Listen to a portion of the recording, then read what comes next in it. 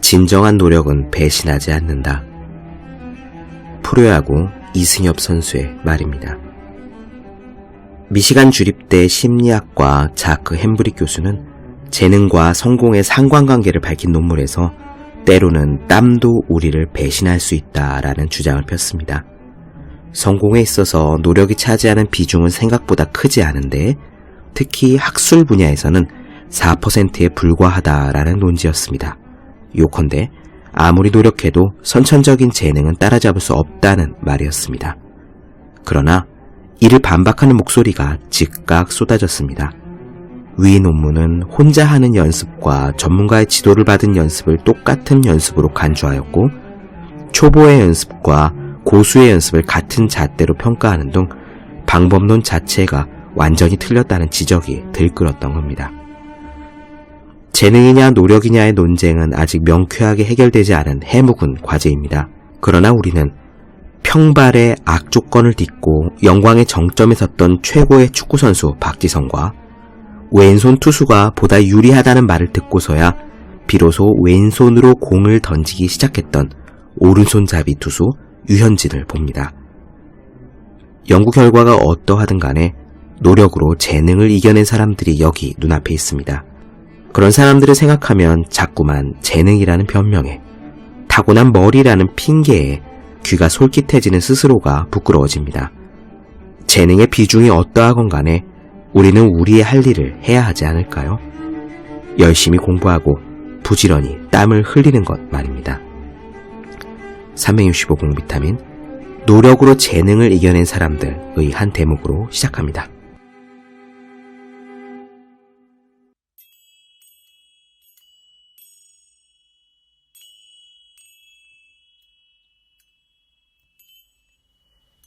네, 안녕하세요. 본격 공부작업 팟캐스트 서울대는 어떻게 공부하는가 한지우입니다. 우린 지금 이영지 작가의 직장인 공부법 보고 있습니다. 사람이 살면서 공부의 필요성을 진심으로 느끼는 순간이 인생에서 언제일까요? 사람마다 조금 다르겠지만요. 한 가지 순간은 확실합니다. 이 일을 할 때예요. 자기가 하고 있는 일이, 다니고 있는 직장이 마음에 안 들어서건 혹은 반대로 지금 하고 있는 일이 좋아서 성과를 내고 싶어서건 간에 일을 할 때는 정말 거의 누구나 공부의 필요성을 진심으로 느낀다고 생각합니다. 그런데 아이러니하게도 공부의 필요성을 가장 강력하게 깨달은 그 순간 공부할 좋은 여건은 이미 사라져버린 뒤인 경우가 많죠. 직장에는 시간이 별로 없어요. 늦었다고 생각한 그 순간이 가장 빠른 때다라는 격언은 있지만 현실적으로는 늦었다고 생각한 순간은 사실 꽤 늦은 순간입니다. 공부에 있어서는 슬프게도 조금 그렇습니다. 하지만 다른 뾰족한 수는 없어요. 주어진 여건 안에서 어떻게든 꾸역꾸역 해나가야 합니다. 제가 30대 내내 느낀 것도 바로 그것이고 퇴근 후에 이렇게 작업을 해온 것도 바로 그 때문입니다.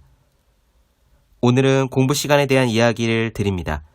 사무관으로 일하면서 많은 자격증을 딴 저자는 직장인의 공부 시간 확보에서 그 핵심은 바로 주말 공부라고 단언해요. 이것은 저도 100% 동의하는 부분입니다.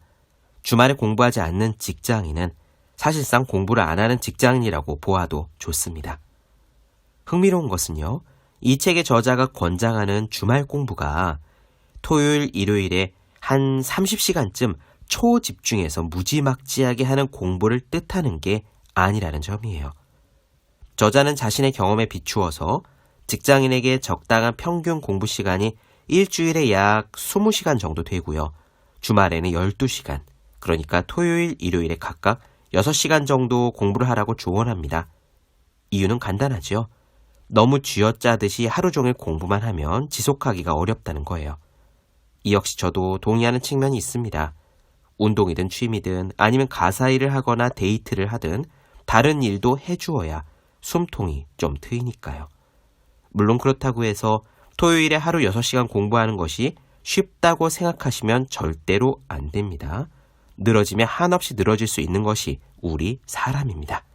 오늘 이야기 직접 들어보시죠. 시작하겠습니다.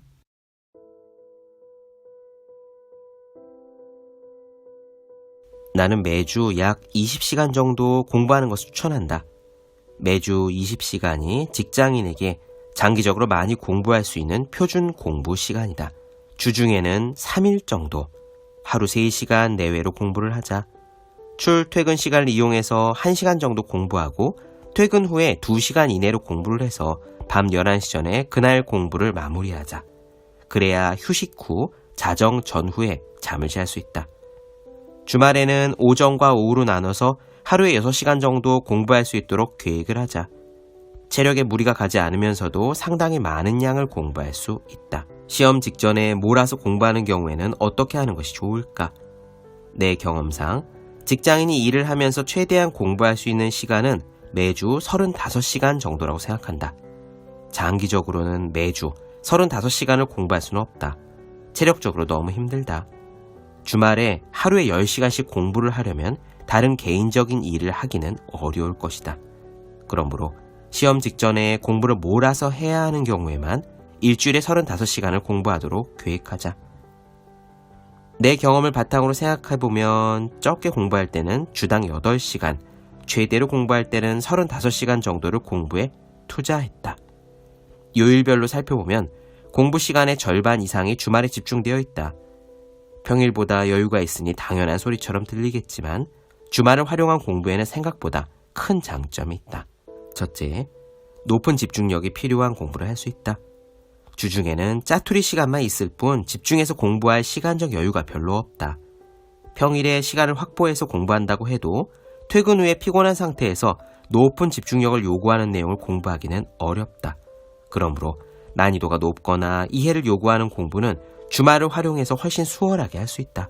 결국 시험 공부처럼 단기간 집중력을 요하거나 공부량이 많은 계획을 효과적으로 진전시킬 수 있는 기회는 주말밖에 없다. 둘째, 주말에만 공부해도 성과를 볼 수 있다. 사이버대학에서 학점을 이수하는 경우 주말에만 시간을 내서 집중적으로 공부해도 성과를 낼 수 있다. 나는 주로 새로운 업무에 적응해야 할 때 주말을 집중적으로 활용했다. 바쁜 주중에는 시급한 업무 처리를 서두르고 주말에 남는 시간에 내 실력을 쌓기 위한 공부를 했던 것이다. 직장인은 주말에 취미 생활도 해야 하고 휴식도 취해야 하고 가끔 있는 경조사도 챙겨야 한다. 이렇게 바쁜 주말에 하루 10시간씩 공부를 한다면 과연 우리는 체력과 스트레스를 관리할 수 있을까? 우리가 원하는 것은 보람찬 주말이지 피곤하고 의미 없는 주말이 아니다.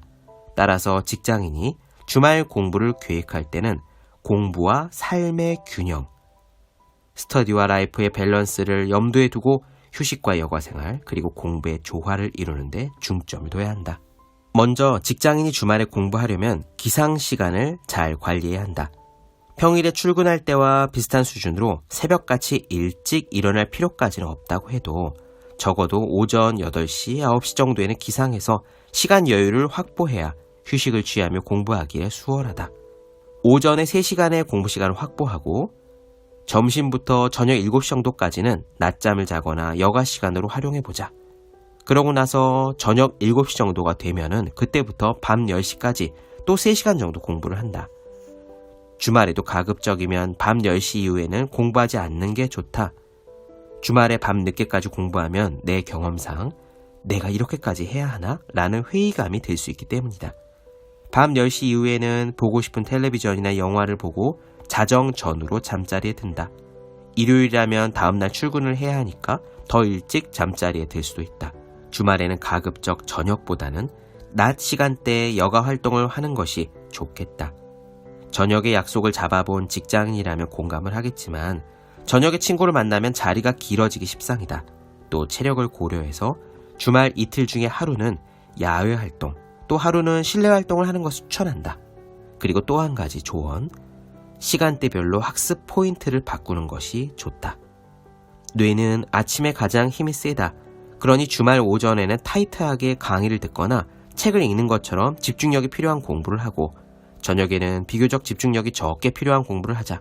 오전에 학습한 내용과 관련된 문제를 풀어보거나 공부한 내용을 요약 정리하는 것을 추천한다. 자기 전에는 필기한 내용 위주로 공부한 내용을 다시 확인해보자. 잠자기 직전에 공부한 내용이 낮에 공부한 내용보다 기억에 더 오래 남는다고 한다. 그럼에도 불구하고 직장인이 주말에 공부하는 것은 현실적으로 어렵다. 시간을 확보하는 방법을 알아도 행동으로 옮기기는 쉽지 않다.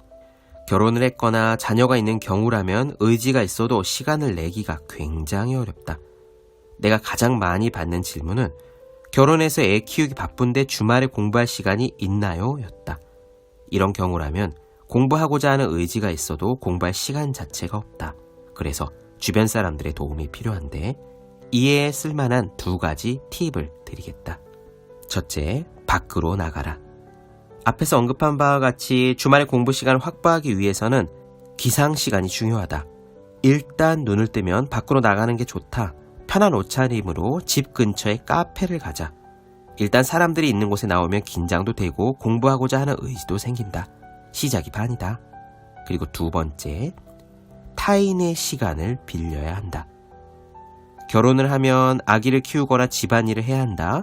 현실적으로 가족이나 친척처럼 주변 사람들의 도움 없이는 공부하기가 힘들다. 양해를 구해서 일정 기간 주변 사람들의 시간을 빌려야 한다. 내 주변에도 이런저런 공부를 위해 배우자에게 양해를 구한 경우가 꽤 있다. 주변 사람들을 좀 더 잘 설득하려면 다음과 같은 요령이 필요하다.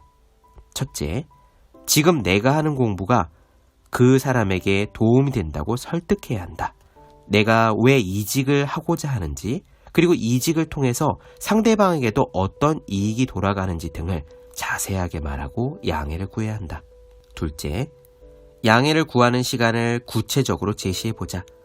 이직을 위해서는 자격증이 필요한데 그 자격증을 취득하려면 얼마나 시간이 걸리는지를 사전에 상대방에게 알려줘야 한다. 상대방도 언제 얼마나 양해를 해줘야 하는지를 알아야 사전에 대비를 할 수 있다. 마지막 셋째, 반드시 성과를 내야 한다. 이게 가장 중요하다.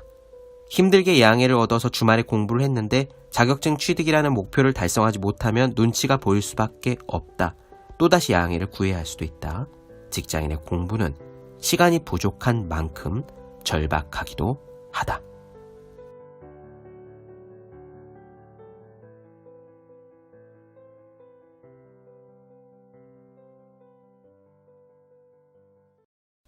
네, 본격 공부자 팟캐스트 서울대는 어떻게 공부하는가 이영 작가의 직장인 공부법 나눠드렸습니다. 더 많은 이야기가 궁금하신 분들, 질문사항 있으신 분들은 제 유튜브 채널 서울대는 어떻게 공부하는가, 네이버 블로그 생의 즐거운 편지, 다음 카카오 브런치 한지 브런치, 인스타그램 해시태그 서울대는 어떻게 공부하는가 검색해 주시면 좋겠습니다. 또 학생, 수험생, 취준생, 직장인들 공부하시는 모든 분들을 위해서요, 어떻게 공부하는 게 효율적인 설명한 혼자 하는 공부의 정석, 그리고 책상에 올려두기만 해도 공부하고 싶어지는 365 홍콩 캘린더, 아직 읽지 않으셨다면 꼭 한번 읽어보셨으면 좋겠습니다. 분명 도움이 되실 거예요. 그럼 오늘 여기까지 하겠습니다. 전 다음 시간에 뵐게요. 여러분 모두 열심히 공부하십시오. 저도 열심히 하겠습니다.